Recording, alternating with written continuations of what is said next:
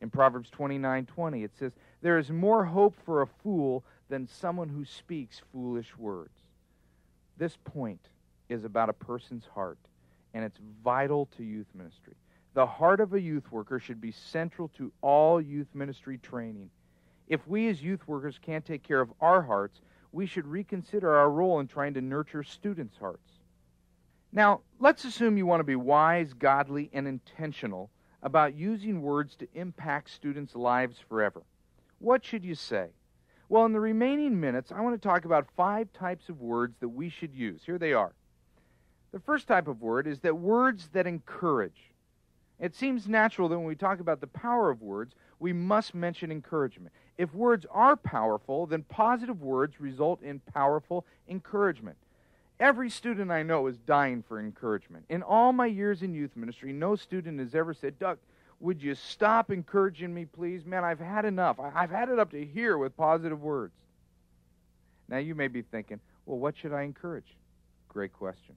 Here's my one-word answer: everything. Encourage everything. Encourage their positive actions, their smile, the way they greet visitors, their haircut, their new Bible, their old Bible. Basically what I'm saying is look for any opportunity to encourage a student and then do it. Now, the better you know a student, the deeper and more personal the encouragement should be. Get in the habit of catching students do something right and let them know. If you're in a small group this week with students and someone asks a good question, tell them, "That was a great question." If they interact well, pull them aside afterwards and say, "I sure appreciate what you add to our small group." You see, any positive words, phrases, or recognitions will be accepted and appreciated.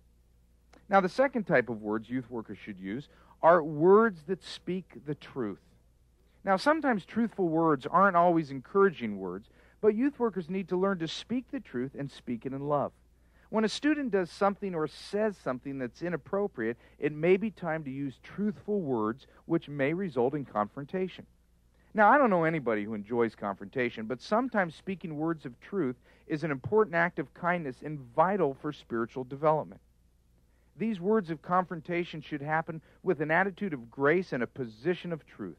Grace says, "I love you." Truth says, "You're being inappropriate."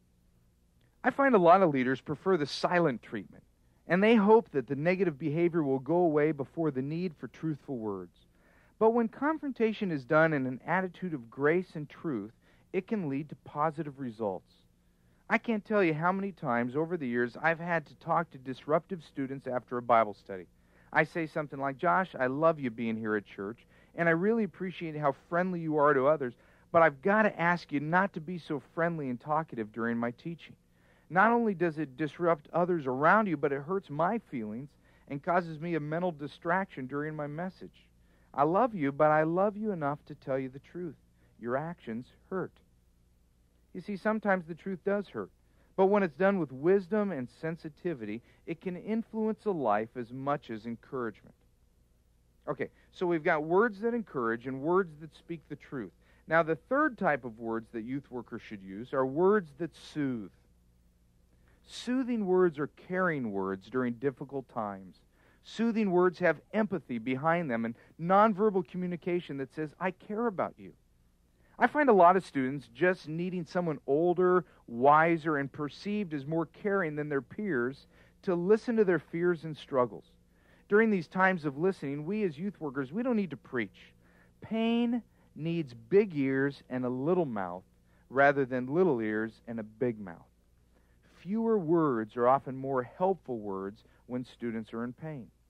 For example, words that soothe are short phrases like, "I'm sorry to see that situation hurt you like it did," or "That must have been tough for you to hear." "I'm sorry that you're going through those trials." Or you might even ask a short question. "Well, how does that make you feel?" Or, "Can I take a minute to pray for you?" A lot of leaders fall into the temptation of feeling like they need to be expert counselors or to prove their title of leader by expressing some incredible sentences of wisdom. While the motive to help is right, the method of pontificating is often the wrong response. Just remember, in times of pain, short sentences are usually more soothing than drawn-out counsel.